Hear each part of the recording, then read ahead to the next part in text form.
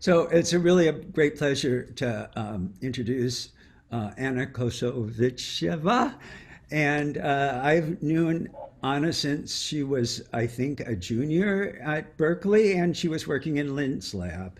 Um, is, I can't ask you, Lynn, if that's right because I can't hear what you're saying. You can see, Um, though. You can see? I'm going to make this go on to You the can next see Oh, one. Lynn is nodding her head. Okay. Um, at first, Anna started to work with how attention affects shape with Francesca Fortenbaum, but she kind of started to get excited about another effect, which I think we heard a little bit about from Patrick Kavanagh, called the attention repulsion effect.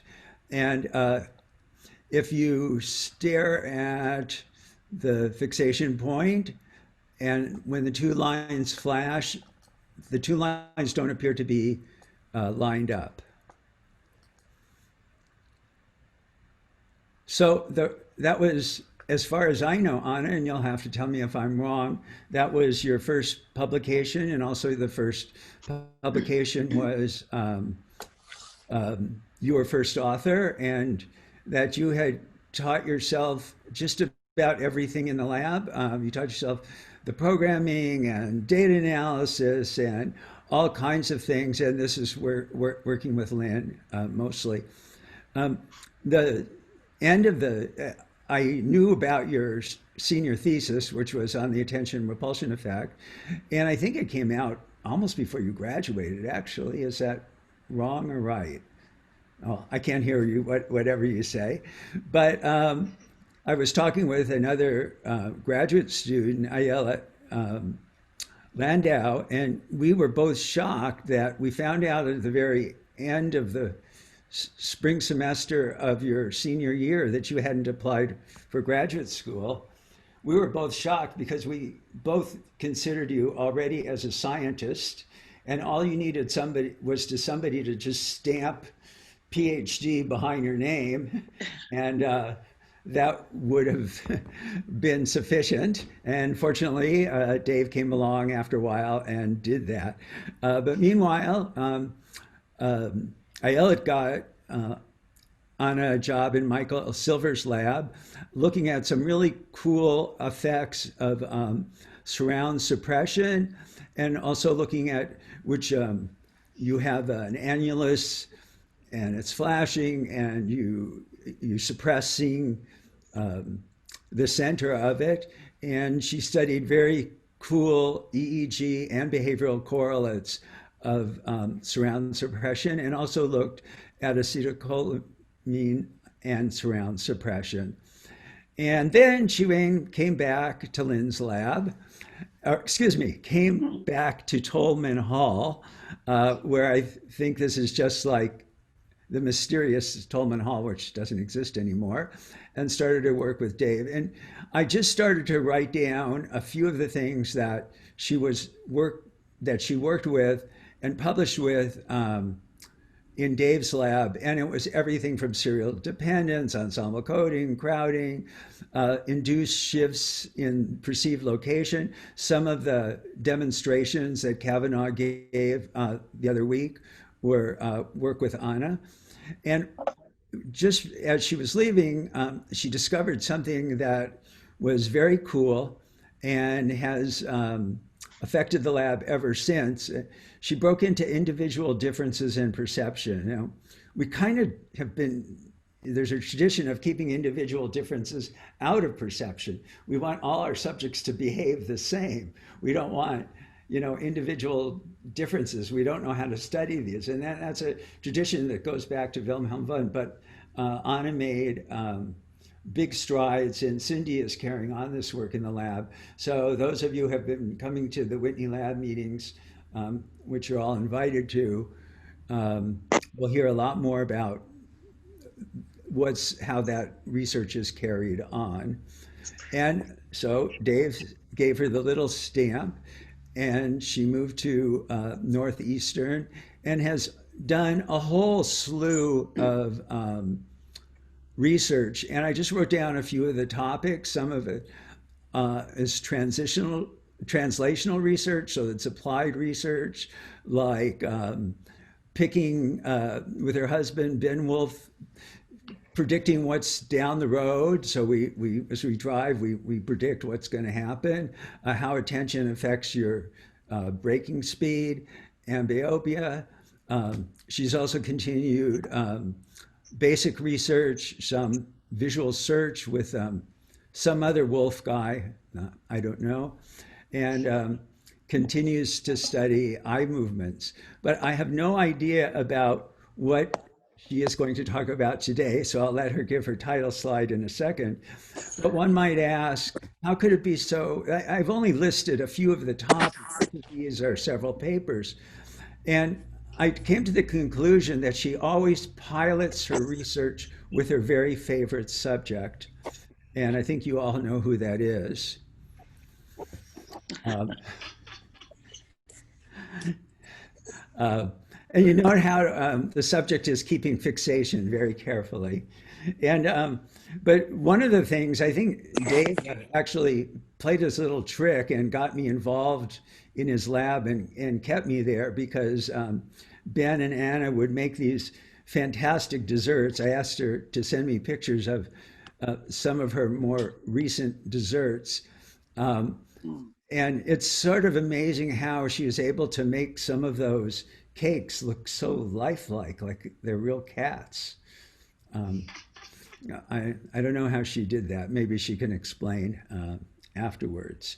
So I hope that wasn't too long. And I feel somehow cheated in that I won't be able to hear the talk, but I will hear it. I will, well, you'll hold up your phone, maybe Christina, and um, that will be it. And now I've turned off screen sharing. Yes. And then you could just mute. Fantastic. Ooh. One moment. She's very soft. Anna? Sorry? Oh, there you go. Okay. Yeah. Hi. I just need a moment to pull up my slides. Give me a sec.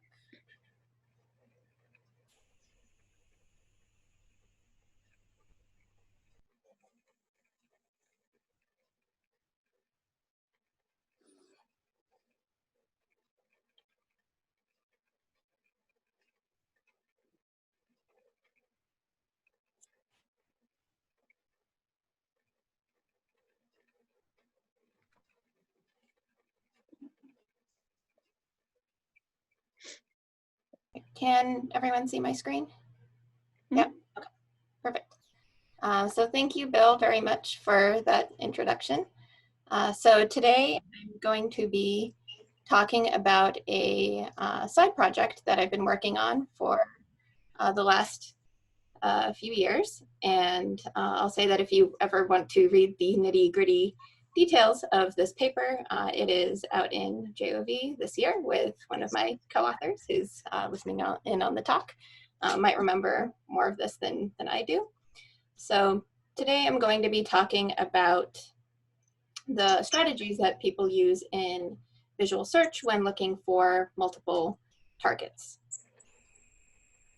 So being able to search for and find relevant items in the environment is important for a number of daily functions. So if you want to find say a pencil on your desk, you have to be able to locate and identify it among all the other clutter that's on your desk.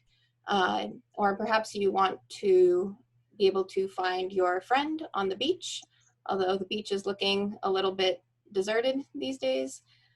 In this case, your friend is Wally or Waldo, or Wally, I guess this is known in other places. So see if you can find him in this example. So usually when we study visual search in the lab, we're usually focused on searches that involve a single target. In this case, he's here.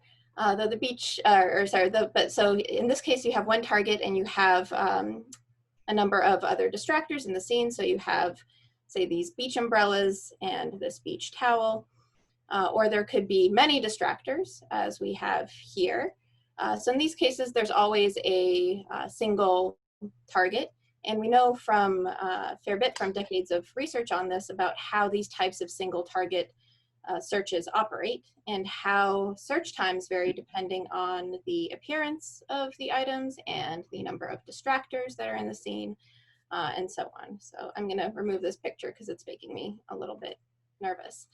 So these types of Where's Waldo searches are a bit different from what we experience in the real world. So in the real world, visual searches can be a little more complicated because at least some of the time, you're not looking for just one target, but you're looking for perhaps several targets.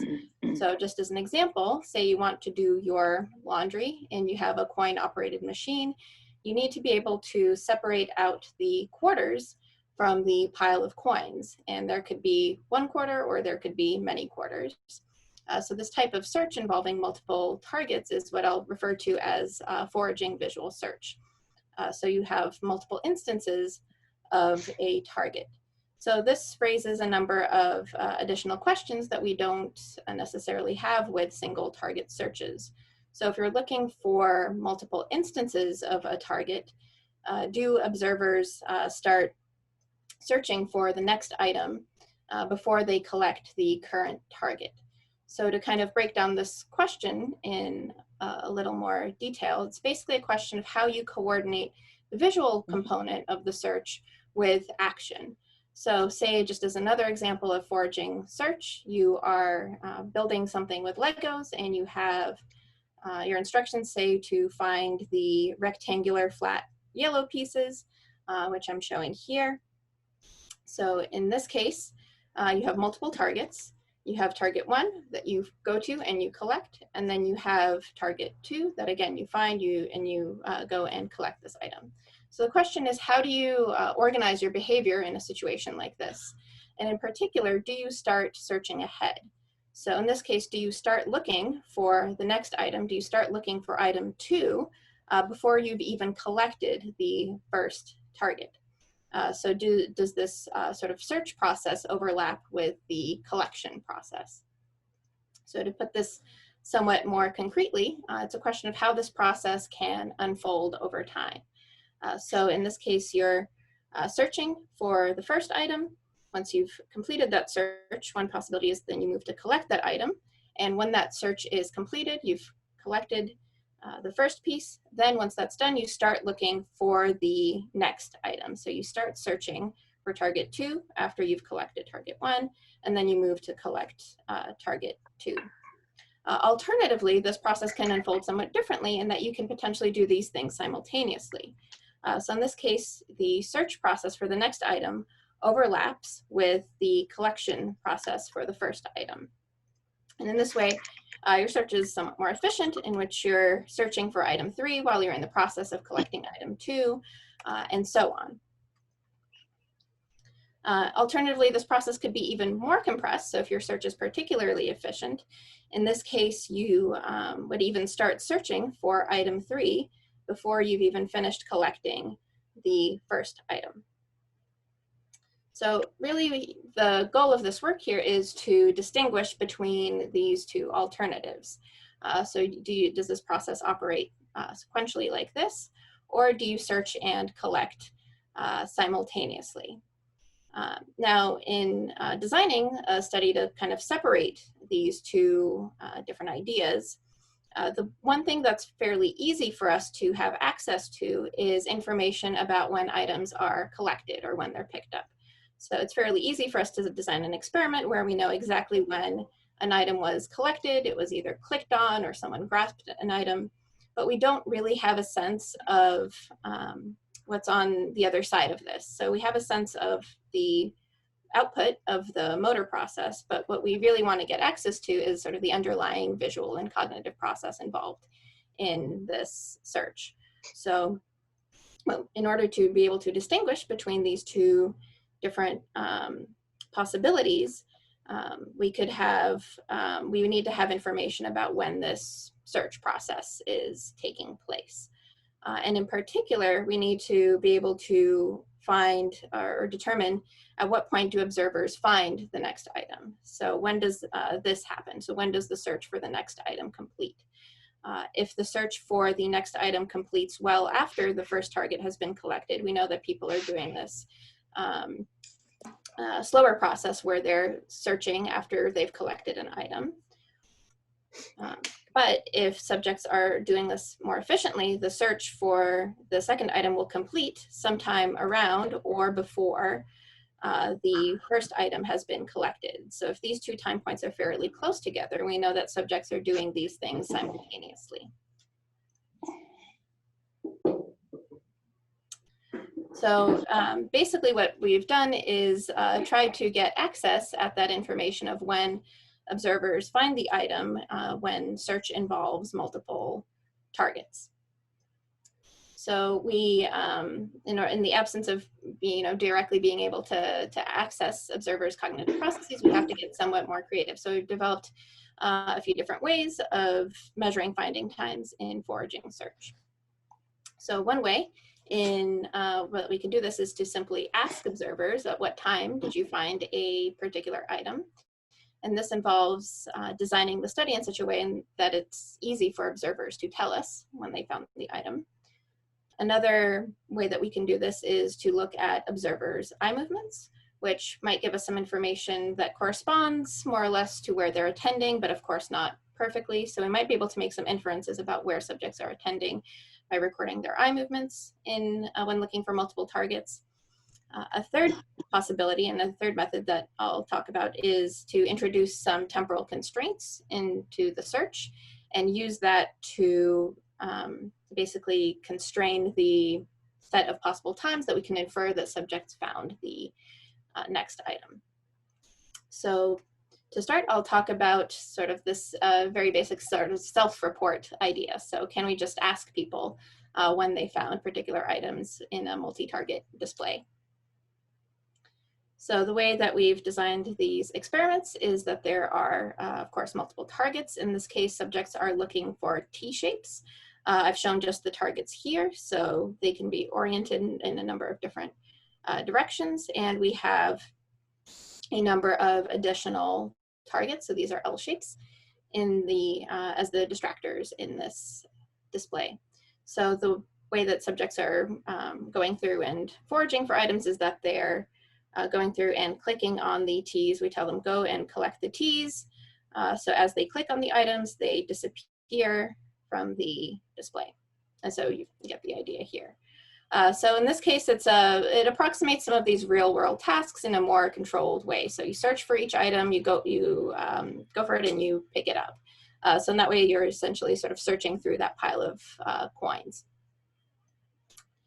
So to go back to our original question here we have two items that a subject is collecting. So they have item 1, this is the current item, and they have the next item.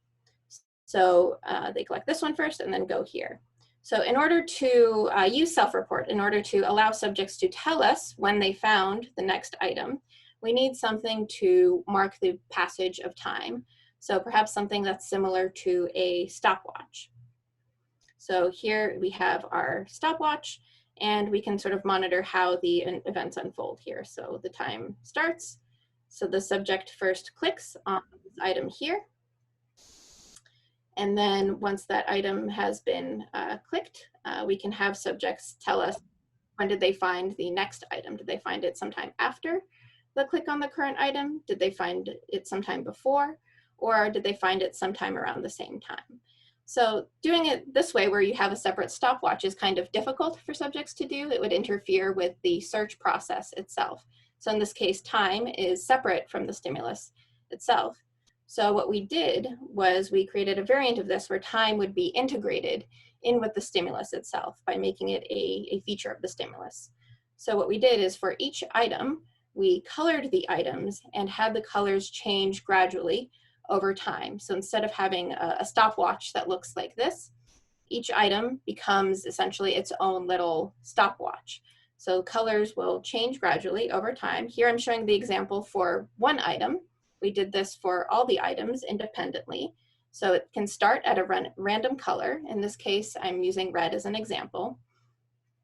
And you can see the color change gradually over time. And so each color is associated with a specific time point. And because we're using this circular space, the colors can keep changing potentially indefinitely. So colors will be associated with time points in a systematic manner. So to show you what this looks like in our displays. So again, each color, each item is colored independently. So what we have is for each item, it starts at a random time point along this wheel, and the colors gradually cycle through the set of hues, starting from whatever random location they started, and also going in a random direction so that the colors are unpredictable. And I also want to emphasize that, again, color is orthogonal to the search itself. Subjects are just looking for the items based on their shape, and we're just using color to monitor time in this display. So subjects are instructed to go through and collect the T-shapes in this display. They're randomly interrupted at a certain time point. So they're interrupted, I should say, unpredictably. So they're interrupted on either the first, third, or seventh click. They don't know when they'll be stopped. And then we ask subjects to report some information about the items that they collected. So this was divided into a couple of different conditions. One is essentially something, it's more like a baseline condition in which we're getting information about when they found the current item. So in this case, subjects are reporting the color of the T that they just clicked on. So I'll show you, and they're basically reporting this by adjusting a cursor along a response palette that looks like this. So I'll show you what this looked like in our displays. So it's kind of hard to notice the color change unless you fixate on a particular item. So just try to monitor one item and you should notice the color change. So once subjects are going through and collecting T's, again, the trial stops unpredictably. And in this case, we ask them what color was the T that you just clicked on. And so they're given this response palette and they're making an adjustment to report the color of the T that they just clicked on. And again, these colors correspond to specific time points in the trial. So on half the trials, subjects reported the color of the T that they just clicked on. On the other half of the trials, subjects are instructed to report which T they were going to click on next, so that every item in the display is replaced by a set of placeholders. So all these items are covered by gray boxes. And then once they've selected, I was going to go to this T next, we have them report the color of the T that they were going to click on next. So I'll note that up until the trial stops, subjects don't know what they'll be responding to. So from the subject's perspective, they're exactly the same. So this is an example of a next trial. Again, if you sort of monitor a particular item, you'll notice that they change color. In this case, all the items are replaced by these gray placeholders. Subjects are told, click on the T that you were going to click on next. And then you're given the response palette and you're reporting the color of the T that you were going to click on next. So again, these two trial types were randomly interleaved and subjects don't know ahead of time which trial type they'll complete. So to analyze the data, we looked at both color responses and we looked at their accuracy on this placeholder screen. So do subjects know reliably where they're going next on the screen? So first I'm showing their accuracy on this placeholder screen, so just for these next trials. So again, all the items are replaced by gray boxes. The subject clicks on an item and we can record their overall accuracy. Chance performance in this case is given by the proportion of T's that are under these gray boxes, and identification accuracy, as we see across all of our observers, is well above this level. So in this case, accuracy is at about 66% versus 28%. So subjects are above chance, knowing where they're going next when the trial is abruptly stopped. So next we looked at color responses. So can color tell us about when subjects found the items in the display. So here we have, say, the time course of color changes for a particular item on the screen. And we know relative to, because colors are varying systematically, we know when the trial ended and what colors were shown at the time that the trial ended. And we can use subjects' color choices to make some inferences about when items might have been found in the display. So in this case, the subject's, the color at the end of this trial was kind of a reddish pink, and the subject clicked on a color that's perhaps further away from pink and closer to orange. For trial 2, they had a different set of colors, different item, and they picked a different color, and so on. So we can use information about these color changes over time to make some inferences about when items were likely found. So here I'm showing the distribution of responses for one subject in the next trial. So the distribution of responses when they're asked about what item did they, were they planning on going next and what was its color. So based on the color of the items that they were going next, they're selecting colors before the end of the trial, and they're selecting colors on average about 175 milliseconds before the end of the trial. So subjects are finding the next item before the trial ended, before they click on the current item. And subjects, and as a point of comparison, we have information also about the color of the item that they just clicked on. So as a point of reference, for current trials, they're reporting colors that come earlier in the trial, which makes sense. So they're finding first the current item, and then they're finding the next item. And both these events happen before the last click in the trial. Also, I want to pause here in case there are questions about this experiment so far. Sorry, is there a question? I can't tell if someone was muted. Suppose I can I unmute people, or do people want to unmute themselves? There are some questions in the chat box. I would like to ask a question too. When they've just selected a red T, is it a higher probability of selecting a T on the next one? Because when I look at it, it seems that the color of other T's and the one that there is some parallel processing, it seems like, and that when you're looking or attending to or working with a given color, I wonder if you're more likely to go to that same color on the next trial. Yeah, that's a great question. We actually haven't analyzed that in our data. It's entirely possible that if subjects find a red T, that might sort of influence their subsequent search, and they might be more likely to click on items that are closer to that color at that point in time. I haven't analyzed that, but it's an interesting question. I think it's certainly possible, but I'd have to probably look at the data to determine that. Well, if there's some kind of parallel processing, you could imagine there being that connection, and there surely is when you're looking over a big area. Mm-hmm. Yeah, I hadn't actually thought about that in that display, but yeah, I think you're right that there could be something happening there with colors that are sort of similar to each other. There might be some parallel processing going on. I have one doubt. Is because the color wheel is fixed, is there a possibility that participants kind of make choices that actually just come in the fixed direction of the color wheel? So I should emphasize that the direction was also randomized for each individual item. So we had basically a random angle in the color space and a random direction. So particularly from the subject's perspective, it's very hard to monitor which direction a particular item is going in while you're searching for additional items. So there's kind of a lot to keep track of there. So because we randomized the direction, I think that's unlikely to have a strong influence on subjects' responses, but it's a good question. Okay, thank you. And I think you have many questions in the chat box. Yeah, I'm reading them at the moment. Yeah, if people want to unmute and ask questions, I can also. Are stopwatch colors matched for luminance so that there's no flicker? Maybe the color change is so slow that it doesn't matter.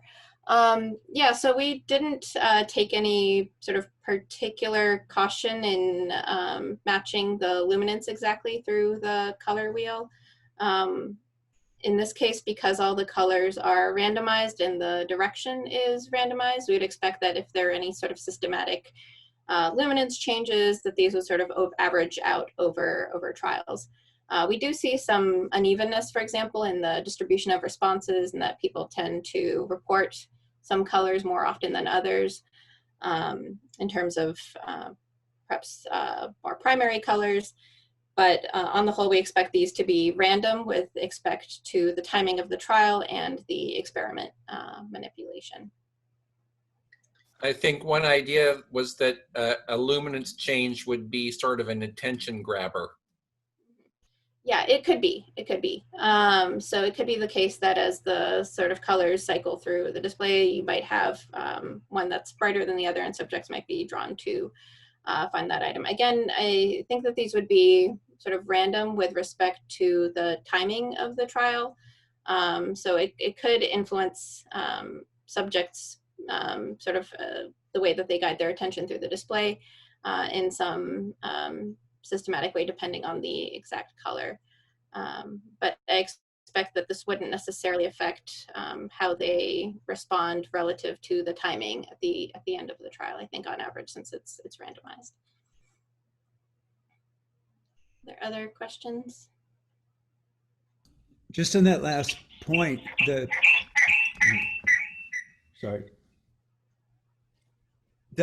non-target items are also colored, right, and changing. Yes, yes. So all the items in this display, I should emphasize, including the T's and the. So you'd be, so there's a big chance that one of those others would change in brightness too, would be a color grabber. In fact, they're more likely to have a non-target item, you know, if it wasn't perfectly balanced for luminance to grab your attention. Right, right. Yeah, that's a good point as well. So yeah. So I don't think it's something you really have to worry about. I just saw it, perhaps. Yeah, yeah. That was also sort of one of the reasons we didn't take particular care to perfectly equate the luminance across the color wheel. It would sort of, yeah, the distractors and the targets together would both grab subjects' attention in that case. Other questions? I have one last question about this graph that's on the screen now. Mm-hmm. It's a pretty broad distribution, and do you have any control experiments to show how much of that is just the precision of the color matching task? Could you sort of factor that out to get a tighter distribution on the time that they're remembering the color? Oh, that's an interesting point. So take into account the precision at for a particular location on the color wheel, and use that to take into to factor that out into precision. That's an interesting question. It'd have to factor in both precision and bias, I think, too. If there's a bias sort of in the same direction that the colors are changing. That's an interesting possibility, is you could potentially account for variation in precision across the color wheel. Yeah, we haven't thought about that. Again, it would have to, yeah, we would have to factor in both bias, I think, and variance. And I think that would quickly start to get more complicated. I think in this case, we're just sort of introducing these random variations, and across everything, these random variations we expect would average out. That's a good question. Okay, so based on the results that I've talked about so far, I've shown that if we ask people to report essentially the time that they found particular items, subject self-reports generally indicate that they found the next item before they clicked on the current target. So in that case, that's consistent with the story so far that subjects are foraging ahead, and that they're already starting to look for the next item before they click on the current target. So again, going back to our two alternatives here. So in one case, we're sort of distinguishing between these possibilities. That in one case, subjects might be starting the search only after they've collected the first target, or there could be simultaneously searching for the next target while moving to collect the first item. So the story so far seems to be consistent with this type of foraging ahead strategy. And in particular, what we see is something that looks perhaps a little more like this, where the next item is found a little bit ahead of the time of the click on the current item. So relative to this click, relative to the end of the trial, subjects have searched for and found the next item. But to add to that, I'll say that perhaps subjects' own intuition or their own self-report might not always be accurate. There could be biases in their color reports, or there could be biases in their sense of when they found the item. So in addition, I'll also say that the experimental design itself constrains things a little bit in that the trial stops abruptly, and subjects aren't given color information after that final click. So in that case, subjects, the average response that we see that we would expect to always more or less be negative, because subjects are only reporting colors from before the trial ended. So given this, I think it's important to also show that subjects are foraging ahead using converging measures. So in addition to self-report, we also tested using a couple of other methods, subject strategies in when looking for multiple items in a display like this. So in addition to self-report, we looked at observers' eye movements in foraging. So do we see something similar when we record subjects' eye movements? Do they reflect sort of this scanning ahead of the current item that they're collecting?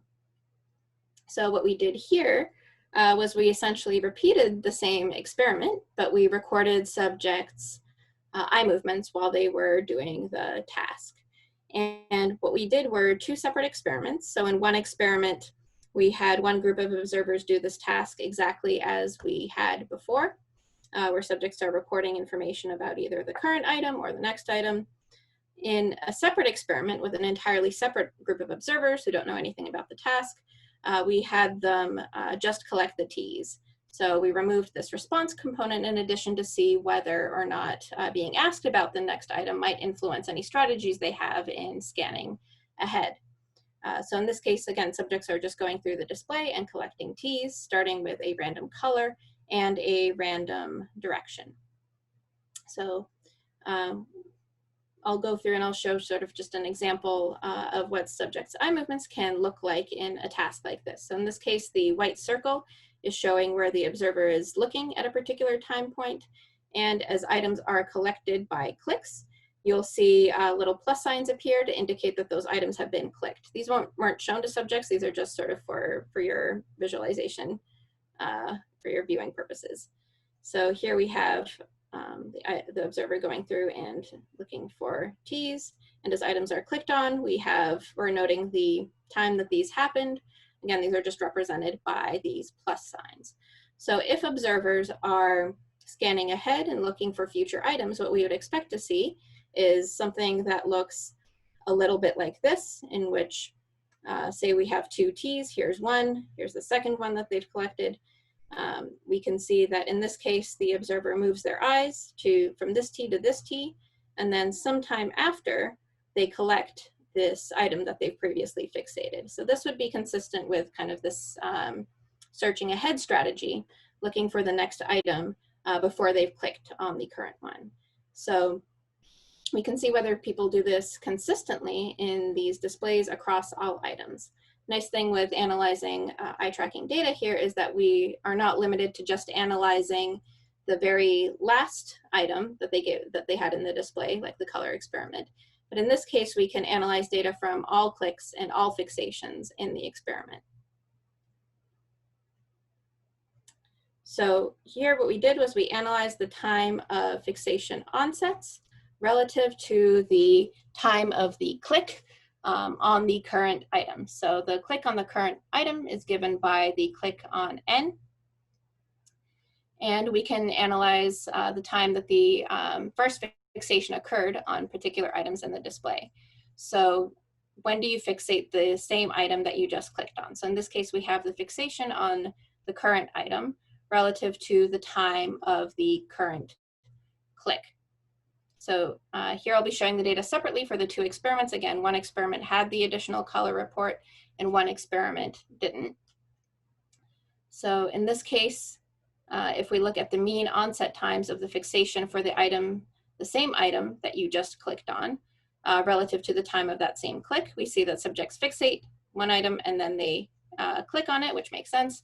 So this, they fixated around 600 milliseconds, or a little more, 630 milliseconds before the time of the current click. So this gap here is basically the time that it takes for them to go through and implement that motor response.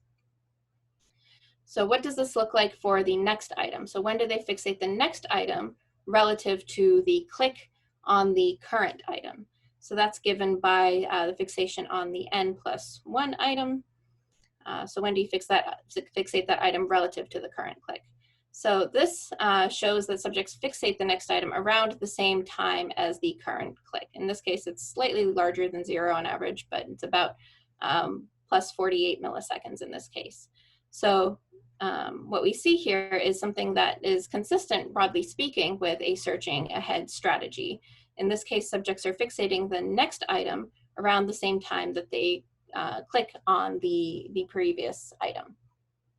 And what we'd expect to see, again, as a point of comparison in our data, that the time between these first successive fixations would also be similar to the time range between successive clicks.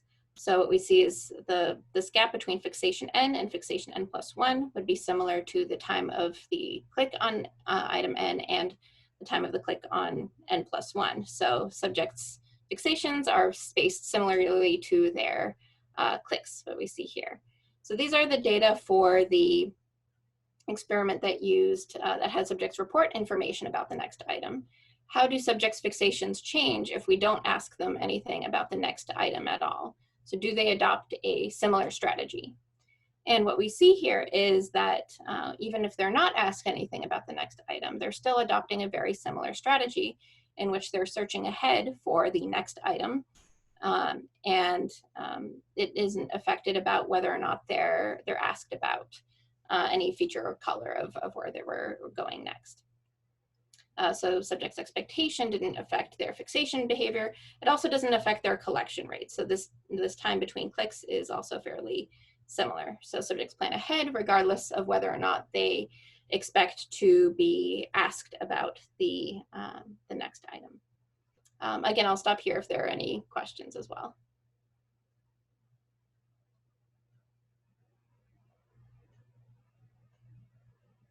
Any questions? Hi, Anna. I have a quick question. Yeah.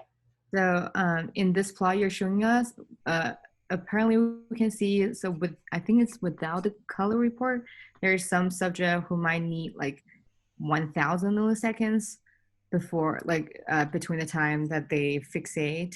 So the outlier there on the left. This one right here? Yeah. So it's like around 1,000 milliseconds before they actually click on the subject and they actually found the subject, found the object. Is there a particular reason why like they will hinge on like clicking on it? That's an interesting question. So yeah, I'm not entirely sure what's going on with that outlier. One possibility is that they seem to be fairly slow in implementing the motor response side of things. They might be perhaps less fast with the mouse and sort of moving from an item. There's a large lag between when they fixate an item when they click on it. We can also see this same outlier in the click-to-click time, yeah. I think. My guess is that's probably the same subject over here. So the time between successive clicks is fairly slow. And in this case, they're not asked anything about the next item. So this is without the color report. So this just might be something that they're not trying to sort of change what they're doing based on what they're asked to. They're just collecting the T's. And for whatever reason, they seem to be slower in implementing the response. So that's a good so the whole task is just like they collect and then you, after they finish this display and they go to the next display. So there is no interrupt of the task. So that's interesting. Like they will like, I think it's interesting that the subject might like hesitated a little bit because this seems to me will be something that they are afraid that once they click on it, the whole display will like change abruptly. But yeah, just Yeah, that's an interesting question. So we gave subjects kind of pauses. So each trial kind of automatically advanced once they collected all the T's in the display. So I'm not sure necessarily why they were going perhaps more slowly. We did give them also breaks kind of partway through. Actually, for that experiment, I think we had sort of a manual screen so they could advance to the next trial whenever. So I don't think it was necessarily that they were changing their rate so they could take it easy, I guess, when doing the experiment. Interesting. Another related question is, so I guess usually how many targets they have to collect for one display? Like, it was either, I think, for this experiment, it was pretty variable. So we had anywhere from 2 to 16 items in a 25 item display. So it varied pretty widely from trial to trial. Yeah. I see. So I was wondering whether, especially for those long search, you have to search for a lot of items. Have you looked at like whether their strategy will change within the trial, like across different collection, like at the beginning of the search or at the end of the search or in the middle? Is there any strategy change, or is it just consistent? That's a good question. So I'll show some data later that sort of speaks to how the searching ahead sort of might change throughout the course of the trial. I think it's unlikely that subjects are going to sort of abruptly switch their strategy partway through the trial from searching ahead to suddenly stopping. But we might expect that they'll be less, they'll take longer to find the next item as items become scarcer in the display. And I'll show some data that sort of speaks to that as well. Other questions? I saw that Lynn raised her hand. Thank you. Yeah, can I just say, I have to go to another meeting, but thank you. This was really very interesting and very nice Thank you for coming. Sure, bye-bye. Anna, did you see if this ahead search is related to how far are targets between them? So if we have one target like here, if it's very close to it, probably this is much easier than if it's very far from it. So the distance between targets could be a key question here.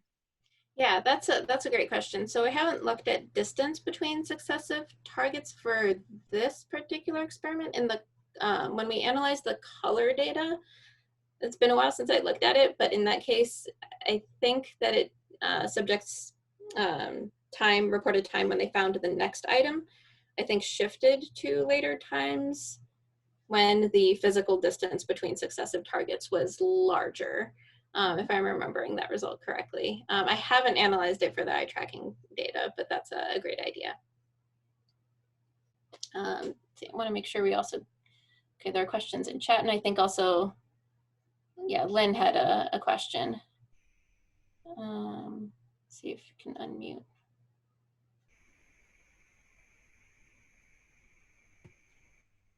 Unmute. Hello. Hey. Do you hear me? Yeah. Okay. Okay. Now I have to remember my question. Oh, it had to do with saccades. I mean, saccades are much faster than what you're getting here from one trial to the next. So before and after, you have almost 1,200 milliseconds. Why do you think that is? So it's likely that subjects, so what I'm reporting here is the time of the first fixation on the item. So there are often multiple fixations that are happening. Subjects might also be revisiting items, or they might be fixating L's. So you see that a little bit in the data as well. I can show you what it looks like sort of time point by time point throughout the trial. But they're often refixating or revisiting objects. So it's not that they're just making one fixation and then right, and they're looking at distractors. Time.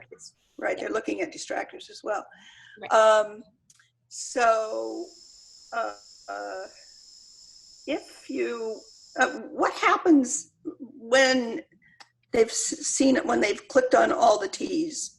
Does the display just disappear, or do they keep going through it to find out whether they're correct or not? Do they keep updating? So in this case, we stopped the display once all the T's are collected, and they're given a screen that I think shows their current rate, and click here to continue to the next trial, basically. So they do know basically when it's over. Yeah. So you are telling them when they found them all, rather than they, yeah, right. Okay.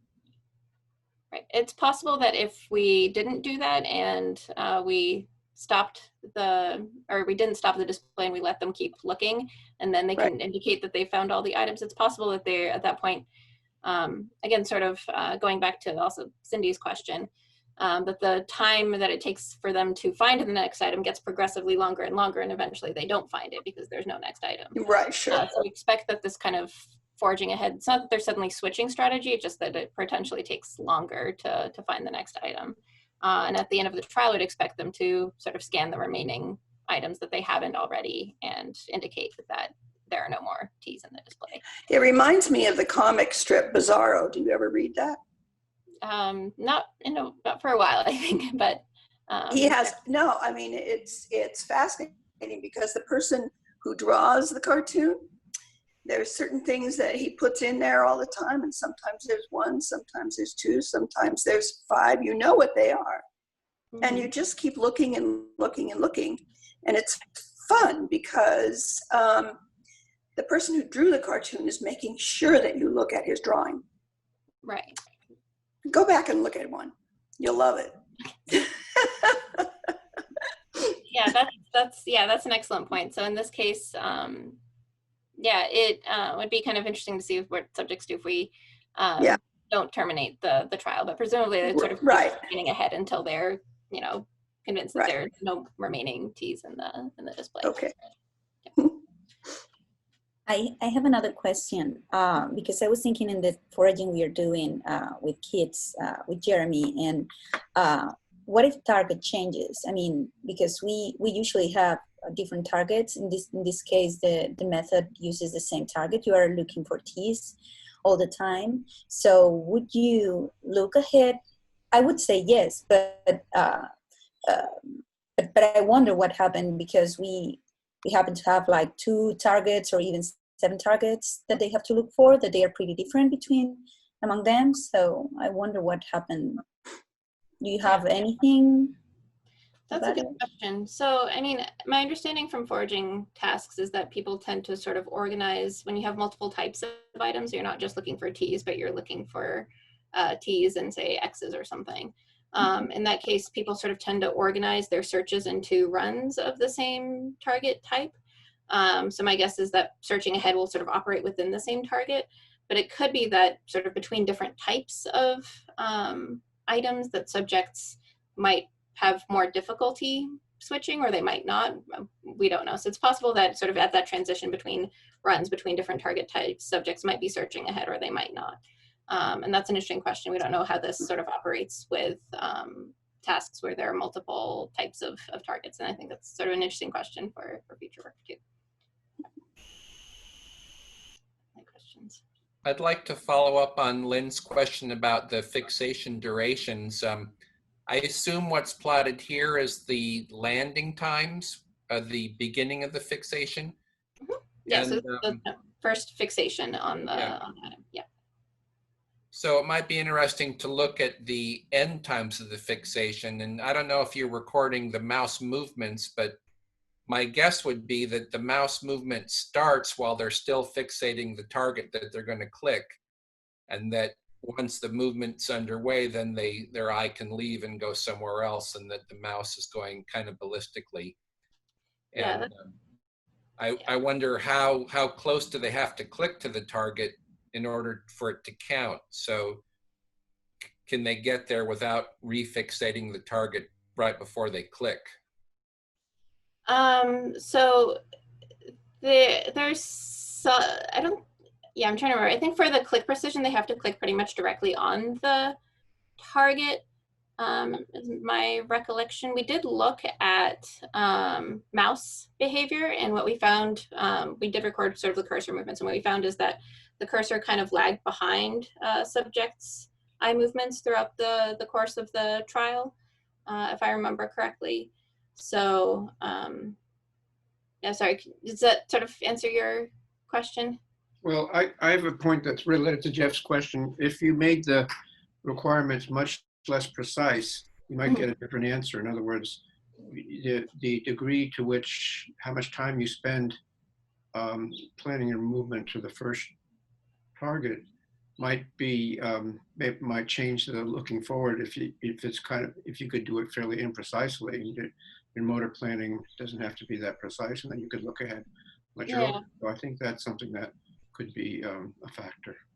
Yeah, I'm trying to sort of remember, because I've looked at the cursor data for this. I think my recollection is that subjects still tend to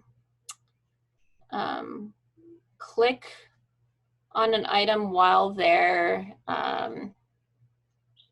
fixating perhaps a different location. We certainly see that in some of the data. It's what I'm saying is the task demands. If you make it really stringent, then you might get a very different answer than the way you've done it now. Or if you made it very relaxed, that little central dot around 0 might shift left and right, given the task demands. Yeah, that's certainly possible. So this isn't necessarily fixed if we sort of change the constraints of how much precision they need in the motor response. We might see a difference in fixation times. That's for sure. So it'd be interesting, I think, in the future to also look at other types of motor responses. So in the real world, if we're trying to simulate real world tasks, subjects don't always just respond by clicking on items, they respond by reaching and grasping. So it might also depend on the type of movement that subjects execute, if we look sort of outside the domain of click-based responses as well. And the other thing would be related, how hard do you push the subject? Let's say you push the subject harder and say, hey, the more you get, you're going to get a reward. You might really change it. You might really, we look ahead much more quickly if you gave them some incentive. Yeah, so we actually, in all the experiments that I'm showing you, did give subjects incentives to forage quickly. So it's possible that might also, that those types of demands influence their collection speed and their searching ahead strategy. In this case, for the color responses, we didn't want subjects to just sit there and monitor the colors, find the items, and then start going through and collecting them. So we actually inserted beeps if subjects were taking too long in between clicks. They were given sort of this kind of annoying beeping sound to encourage them to collect items faster. And then in the final experiment I'll show, we gave subjects a reward for fast collection. So in all cases, subjects were motivated to collect the items quickly. It's possible that if we didn't motivate subjects, that there might be perhaps somewhat slower in between clicks. But I think sort of whether or not these kind of processes overlap the searching ahead and collection, I think these results kind of speak to the fact that these processes generally do overlap.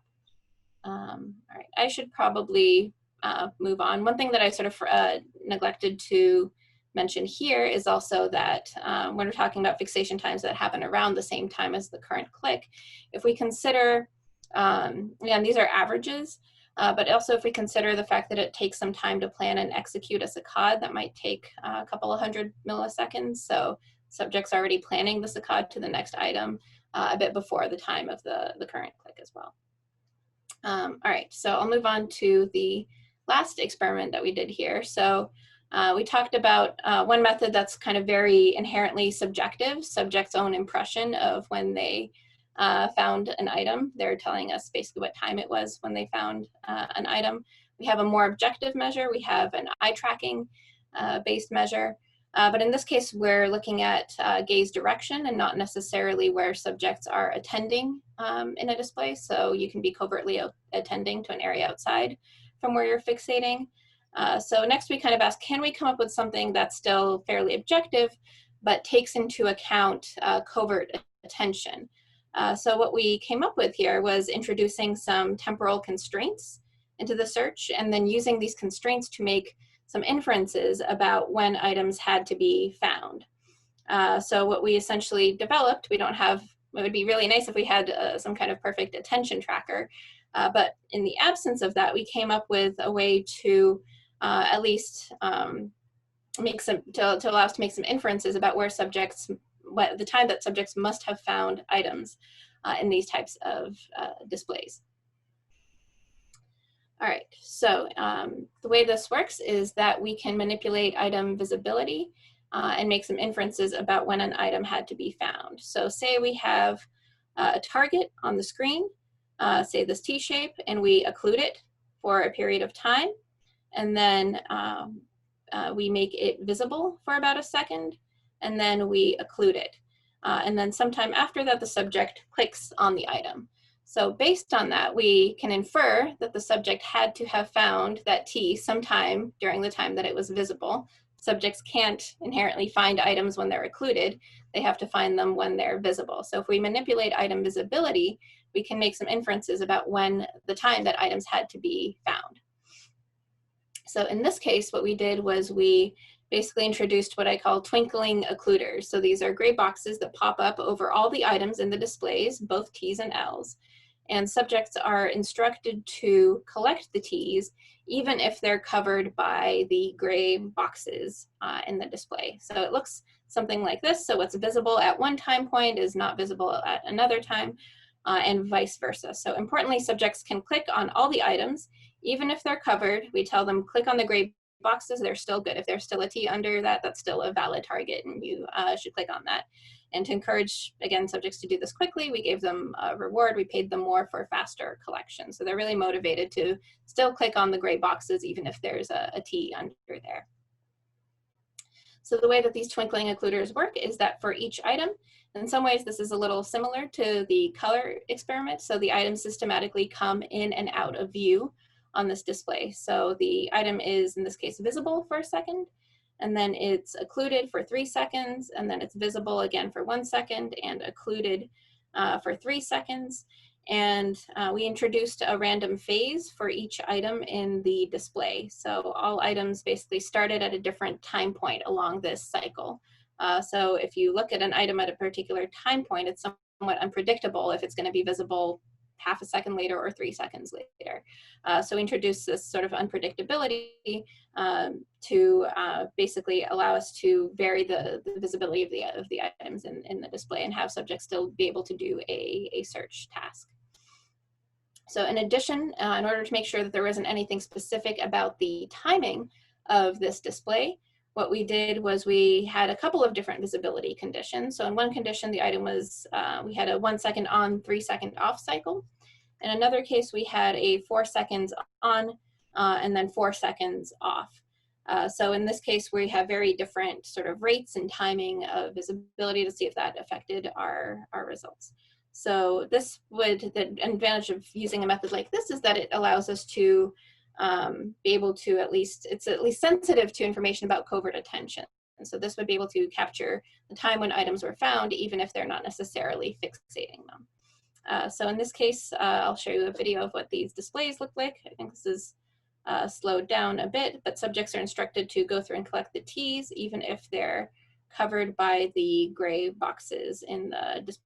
And sometimes what you'll see is that there are false alarms. So these happen fairly rarely. I think it was only about 3% of all clicks. So that's an example, and that's an example. Hopefully you can see that. So if they click on an L by accident, then it just shows you a red cross and it doesn't go away. So that's what this looked like. My computer is freezing. There it goes. Okay. Good. So basically from the history of visibility, we can make some inferences about when items had to be found. Now for a particular target, 1 second is a really large window for when an item had to be found.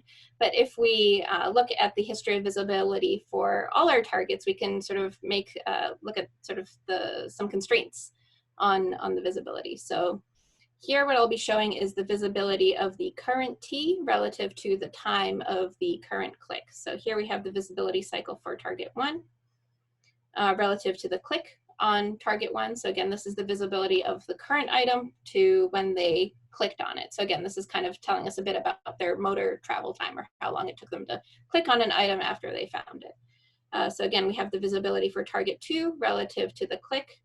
On target 2, we have the visibility of target 3 relative to the click on target 3, and so on.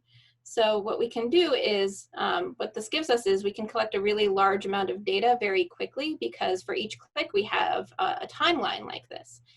And what we can do is we can average these timelines over all our targets, hundreds of targets.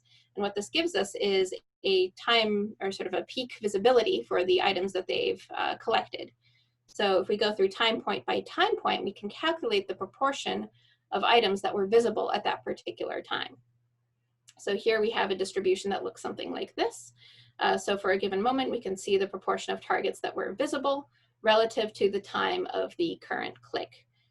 So we're using this peak finding time to make some inferences about when the target was likely to be found. Again, based on the logic that our items can only be found when they're visible, we can say that the subjects most likely found this item around this time. So on average, the current item was found around 700 milliseconds before the time of the current click. I'm showing data here for the 1 second on, 3 seconds off data, but we see this similarly for both cycle timings. Next, we looked at what does this look like for the next item that they clicked on. So in this case, we could look at the visibility of the next item relative to the time of the current click. So when is the n+1 item visible relative to the click on item n?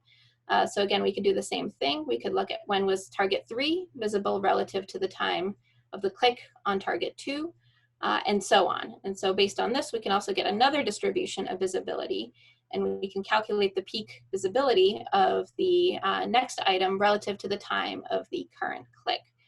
So in this case, what we see is a peak that's around 120 milliseconds before the click on the current item. So in this case, again, this is consistent with this foraging ahead strategy, that subjects must be finding the next item sometime around or perhaps slightly before the time of the click on the current item. And as I mentioned, this method allows us to gather a lot of data very quickly, and that makes it easy to ask some additional questions. And in particular, going back to a question that was asked earlier, we can look at how this finding the next item, whether that gets slower as there are fewer items in the display. So that's kind of come up before, but just to kind of illustrate the general idea. So as you go through and you collect the items in the display, the T's go away. And as you do this, the search gets harder. So by the time you've gotten fairly late in the trial, it becomes harder and harder to find the next T, and that search process takes longer. So we might expect that that time of peak visibility would change as the target density decreases. So we looked at this additional facet of our data. So here I'll be plotting the time of peak visibility. So where is that peak on that visibility distribution for different numbers of items that remain in the display. So how does this change throughout the course of a trial? So here, larger values indicate time points that are earlier in the trial. So if you're early on in the trial, say there might be 10 Ts remaining. Here we used a slightly lower number of targets, I should say. And then as you go further along in the trial, there are fewer Ts remaining. So what we'd expect is that we'd expect the search process to take longer. So I'll show you what this looks like for the visibility of both current items and next items. And again, here I'm averaging across the two visibility conditions. We got similar results for each. So for the current item, subjects are finding it way ahead of the time that they click on the item, which makes sense. In this case, it's a bit over 700 milliseconds before the time of the current click, and there are 10 items remaining. So we can do this separately when there are 9, 8, and so on. So we can look at how this changes as there are fewer items remaining in the display. And what this gives us, I should emphasize, is the motor travel time. So this is how long it takes from when you find an item to when you click on that same item. So for current items, what we see is that this doesn't change. So the time it takes you to move the cursor and click on the item is fairly constant as the number of targets in the display drops. However, what changes is the time that it takes you to find the next item. So if we plot the same distribution for next items, we can see that subjects get progressively slower. So this is the time of the peak visibility for the next item relative to the current click. So we can see that this subjects go from finding the next item over 200 milliseconds before the time of the current click to finding it much closer to the time of the current click. So this is consistent. As the density gets sparser, subjects are slower to find the next item. It doesn't affect, again, the sort of travel time to respond to the current item, but it does affect finding times for the next item. All right, so the finding time of the next item, the peak of this visibility distribution, shifts later when there are fewer targets remaining in the display. So to summarize, I've talked about 3 different ways in which we can measure the time course of visual foraging, different ways in which we can sort of see what strategies subjects are using when a display contains multiple items. So to go back to our original story here, I've shown evidence from different methods that what we see is something that's more like this, where subjects are collecting or searching for an item while they're collecting a previous item. So the question is, can subjects sort of organize these 2 things in simultaneously? And it appears to be the case that subjects are, in fact, what I'd be hesitant to call multitasking, but essentially they're doing 2 things at the same time. They're performing this search process and this collection process simultaneously. And in fact, our results are sort of something that are a bit more consistent with this, where subjects are finding the next item perhaps a bit before the time that they've collected the current item. And so just to compare the time courses of these different methods, what we see is that for self-reports, we see this lead time as being around 175 milliseconds before the current click. For eye tracking, we see this as perhaps slightly after the current click, but in this case, again, if you take into account Saccade planning time, we see that these results are still fairly similar. And finally, if we look at our results from temporal constraints, we see that the peak finding time of the next item, peak visibility of the next item, is around 105 milliseconds before the current click. So these results that these methods are all very different from one another, but in spite of these differences, we see very similar time courses for foraging visual search. And I will also add the caveat that these results, these timings, aren't necessarily reflecting some kind of universal rule that you're always finding an item at a particular time point at 100 milliseconds before the time of the current click. This, of course, is going to change depending on the difficulty of the search versus how long it takes you to collect an item. So it might change depending on motivation or the motor process itself. But the general idea here is that these processes are overlapping, that subjects are organizing their behavior in such a way that the search process happens simultaneously with collection. So to conclude, if you're sort of going back to our original example here, these results show that when you're looking for multiple targets, if you're looking for quarters and a pile of coins, subjects tend to search ahead. So as you're collecting one item, you're already looking at 1 step ahead to the next item. And I'll also say that these results are likely somewhat conservative because what we're reporting here is when items were finally found. It doesn't say anything about when the search started. So they're potentially fixating distractors, they're looking ahead, they're starting to look for the next item well ahead of the time of the current click. The search process only completes sometime around the click on the current item. And what I've shown is that there are some new techniques that we can use, particularly the intermittent occlusion method and the color wheel method. These give us some new ways of being able to probe continuous behavior in tasks like these. And these also raise some interesting questions that some of you already hinted at for potential future research. So there are some questions about how subjects can do this planning ahead. If there are multiple types of targets, can they plan ahead between different types of targets? So if you're not just looking for quarters in a pile of coins, but you have to make change and you're looking for quarters and dimes, for example, can you forage ahead between different types of targets? How does this work for different types of motor responses? So some motor responses like reaching and grasping, something that you would be doing in a more natural environment, say if you're picking berries. How do these timings change for different types of motor responses?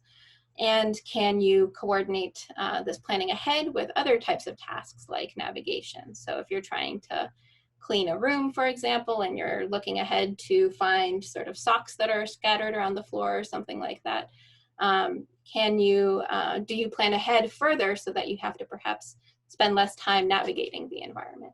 So it'd be sort of interesting in the future to kind of examine how these different processes operate together.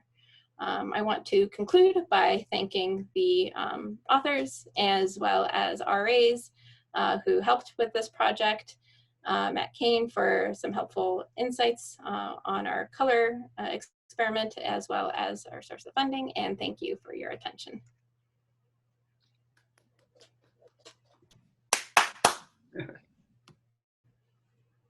I have a question. Mm-hmm. Maybe, do you have any evidence, or could you find evidence for not just one trial ahead, but two trials ahead? Because it seemed that one thing that seemed kind of interesting was that the graph you just showed recently, if you just started your search, you were really very good at that in the beginning. And so that meant that if you maybe, and then if the second target was near the second target, and then when there was the next target and the second target, maybe the third target, if that was near the other one, you might do them all, you might have them all planned. And do you have any evidence for that? You would see that in your the experiment where you do the temporal constraints. Looking at, sorry, just to clarify, you're referring to sort of the physical proximity? Well, just the target, but what the target beyond that, you should be able to show with your method that there's also some window of opportunity for that target as well. Oh, I see. So looking for the n+2 item, essentially, is that the idea? Yeah, so we can certainly analyze that in our data from the last experiment. We can look at sort of the visibility of the n+. The only thing I would suggest is that you might make it easier, and it's harder. And you didn't mention a distance effect. There may be a distance effect too. In other words, it'd be easier to go to the n+2 if that was near the n+1. And so you might see some evidence for that. Yeah, that's true. Yeah, I haven't looked at sort of the physical distance aspect of it as well. As I mentioned, I've sort of examined it in the color data, and there seems to be potentially an effect there. But yeah, it's possible that there might be at the onset of the display, as you say, kind of a window of opportunity, and subjects might be searching ahead for finding sort of multiple items.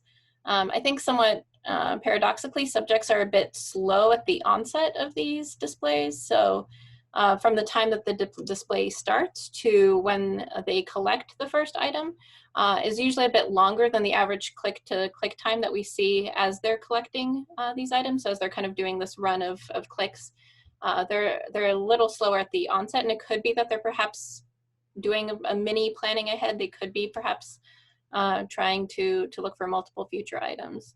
But yeah, it'd be interesting to see if it reflects that in some way. Yeah, I'd want to think about it because it is kind of paradoxical that subjects do tend to be kind of slower right at display onset when they click on the first item. Anna, were you, so we did an experiment where we blanked out the screen and said, click on all the T's that you've got left in your memory. Yes. Was that you too? Yeah. Yeah, I forgot about that. Thank you for reminding me about that. Yeah. So we did an experiment where, let me see if I have these in my extra slides. Oh, actually I do. What do you know? Yeah, so I've done a number of experiments here. So what we've done here is we show the items in the display. They're all replaced by placeholders, and we tell them click on all the T's. So they're just all covered. I'll ignore the shuffle manipulation for a second because that's less relevant. So subjects are told to collect all the T's. They're replaced by gray boxes, and subjects are told to click on where the T's were in that display. So they can click as many as they want. So we tell them, you can click on, however many you thought were under the T's and then, or under the boxes, and then we give them some feedback on that. And what we find is that on average, subjects get about 1.5 items, so 1 to 2 items on average in this display. So of course, we kind of look at this from the display onset. So, but the x-axis is showing here is the time from when we started the display. I'll just draw your attention to the purple curve here. So this shows you how many hits they get for depending on the duration that we show the display. And here they tend to cap out at about 1.5 items. So it's not all that likely that subjects are getting many future items. They could just be on average getting about one to two. I think we did see some interesting individual differences in this data too, and that they kind of tended to group into one of two categories. Either they got one item or they typically got two items.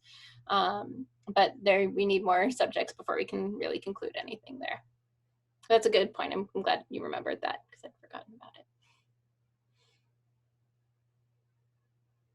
it. Let's see, there are other questions. Might be attention required to guide the action towards the moving target, and that might deallocate attention used to track the future target. Yeah, so it's possible that subjects are kind of distributing their attention between multiple things simultaneously in the display, sort of shifting attention between the items that they're searching for, as well as kind of monitoring the cursor as they're making the response. I'm not quite sure I follow the rest of that question, if there's something else to that.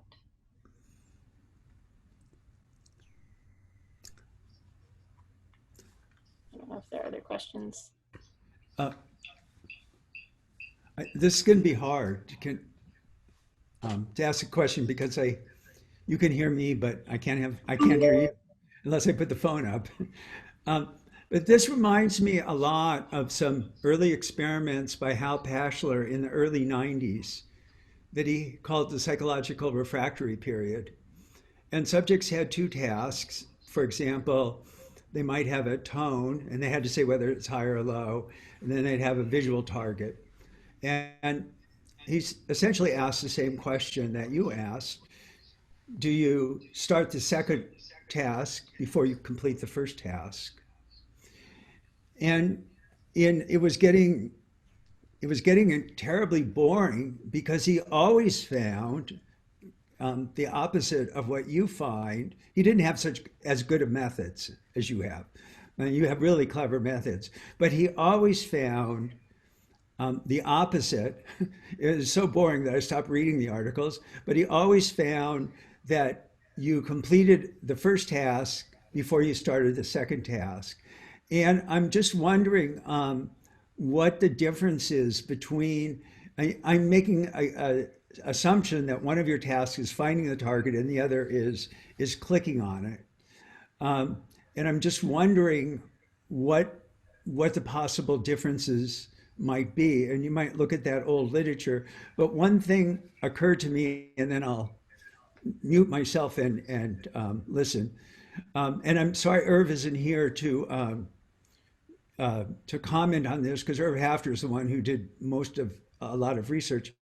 But it might make a difference if you have to identify a target, for example, say whether it's an upside down T or right side up T versus finding a target. And in a lot of studies, Irv Hafter found that using dual task type of situations, that no matter how hard you made an identification, you would only find an intentional lag if the task involved identification. So I just throw that out as one possibility between those old studies of Hashler. And by the way, his diagram analysis looks exactly like the slide you have up now. If you go back and look at those old papers, they look exactly like that, except he didn't have all those clever tasks. So I'll mute myself and then just listen. Okay, I was kind of trying to type out an answer while listening to your question. So basically the difference is in one case we're looking at a sort of a visual task in which they're searching for items. In the other case, we have collection, which is a motor process. So in one case, so I would say in this case, the sort of the visual search side of things and the motor side of things tend to not interfere with one another. If you're doing sort of multiple visual tasks simultaneously, that gets a lot harder. So I think the sort of interference between multiple tasks likely arises when they fall into the same category, I think. Yeah, sorry, I'm just gonna more. I'll have to ask. I don't know if you got that. I typed that into Yeah, I heard that. the I'll chat have to box. ask somebody who's at least as old as I am. Uh, maybe Jeremy uh, knows the answer to this, but I do recall, and you might go back and look at some of those. They're like 1992. I can send you references, but they're really old. They called it the psychological refractory period. That is, and some of them were, I think, across modality. So, a tone versus a light. But there may have not been a case of, I don't remember. I got bored with it, but there might not have been a case where it was motor versus perception. So you might be right, but there's other possible explanations. But it would be interesting to look at. Here's a clear case where Pashler's analysis wouldn't work, and these are different results, which I think is very cool because then we can start looking at when you put off the first task to do the second task and when you don't. And so that's very nice. Okay. So Bill, you can't hear me unless you're back to the phone. But my recollection is that actually Hal has examples from both cases. And I remember, so the part I definitely agree with you on is that literature got pretty boring. Psychological refractory period, I think, well precedes Hal's. He didn't coin the term. What he did was he cleaned up that literature. And there's a lovely American Scientist article in the early 90s in which I think he does a nice job of showing some tasks that are subject to this bottleneck that forces that, what Anna has here is a sort of search, collect kind of pattern. And then there are other tasks where you could fit a second task into what he was calling the slack time during the first task. And I think a number of those actually had motor stuff in there. But I like you, I have not read that literature for a while. We could call Hal and see what he figured. Maybe he wants to tell us. Bill's coming back, but he's talking into the ether here. Bill, you got to unmute yourself, Bill.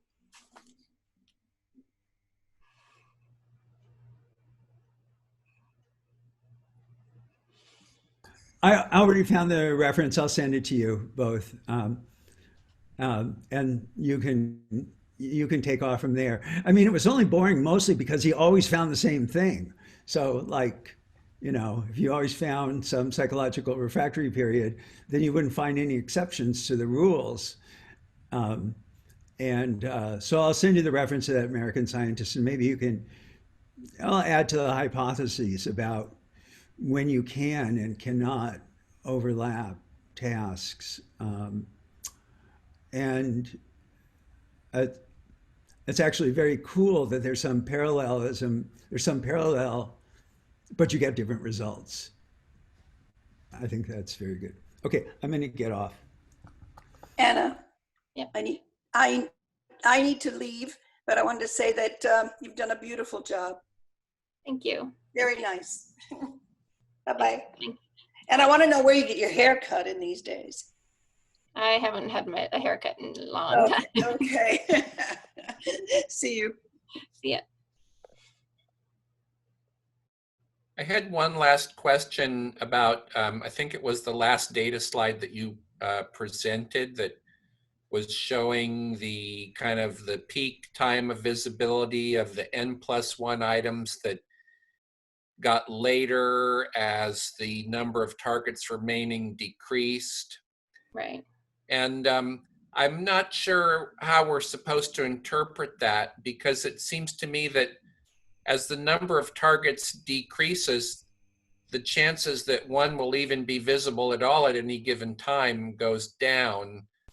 And so some of that effect might just be because the average time when there is any target present will get later. And so how did you want us to interpret that? Is that a behavioral effect or a stimulus effect? It's a good question. Well, the proportion of visible items in the display is always the should be, oh, okay, yeah, I suppose the proportion for each item, yeah, it's independent. So it could, I'm trying to think how, yeah, that's a good question. I hadn't actually considered that. Right, so your idea is that as there are fewer items remaining in the display, the overall probability that any item would be visible would be reduced. That's the idea. Or that any T would be visible is lower. Yeah, that's a good question. I hadn't actually thought about that. Is this a stimulus effect? Oh, actually, yeah, so I do have some data showing finding time. That's right. I did look at whether this varied with the set size in the display as well. So yeah, that's what I'm having trouble remembering stuff today.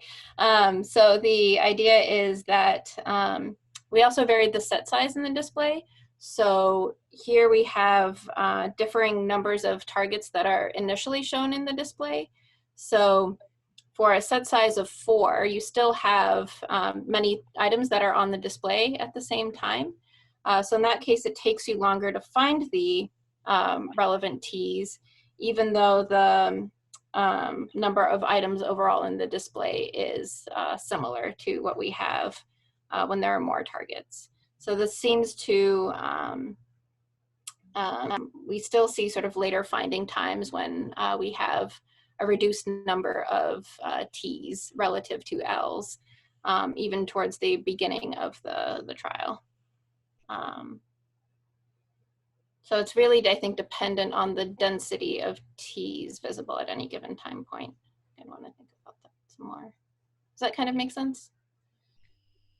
Well, I'm struggling to digest this last slide that you just showed now. I don't quite understand why the time should be later for the same number of targets, just depending on how many there were initially, if the numbers of distractors are the same. But I think I need to think about it. Yeah, I think the general idea is, so for some trials there are 10 Ts initially, and some trials there are 4 Ts initially. And for those trials where there are few targets relative to distractors, it still takes you longer to find the next item.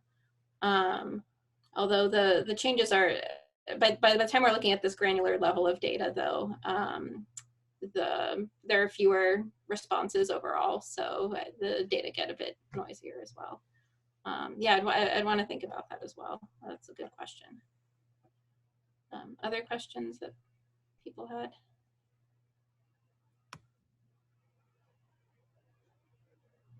Hi, Anna. It's me again. I don't have not necessarily a question about the study itself. It's beautifully done, and I really like it. I was just staring at your the 2 models that you proposed, and I just have some random thought about if you could go back to the 2 search and collect models that you're comparing, because I think from the schema you're showing here, basically, especially for the collect response, I think you're assuming that for most of the time, the collect takes the same amount of time for them to execute. And I'm trying to think about those kind of search and collect tasks in everyday life.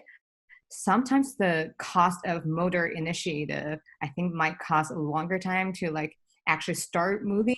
So I'm thinking in real life, is it possible that people are using a different strategy? So instead of search for one target and immediately plan for the motor response for that one, maybe you want to accumulate more targets in your working memory and then start collecting one by one together. So that's one possibility I'm thinking. And also, I mean, because your data definitely supports that it's going to be the second model. But I'm just thinking that is there possible that there might be a completely different way of search and collect, not just one by one?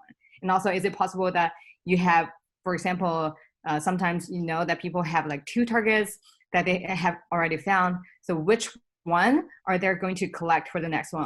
Are they necessarily going to collect the one that they first find, or the one? So the motor response, what actually determines the motor response toward the target?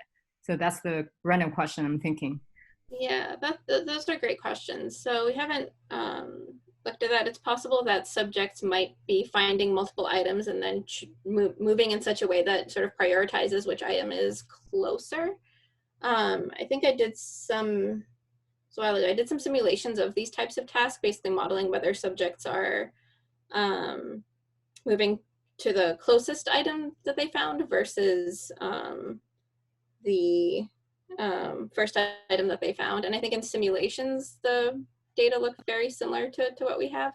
It gets complicated, but I think you're right. I think that subjects do kind of flexibly change their strategy depending on the type of motor response. So to kind of give the example that I was giving at the end, if you're trying to move around a room and pick up items that are on the floor, you might sort of find all the items first and then start moving.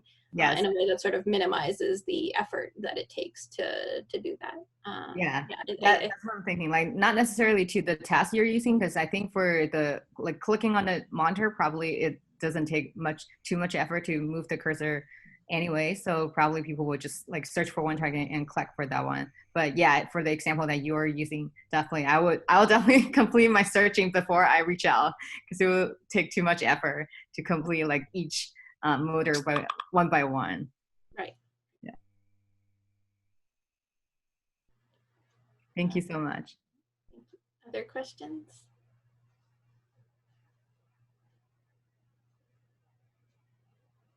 Okay.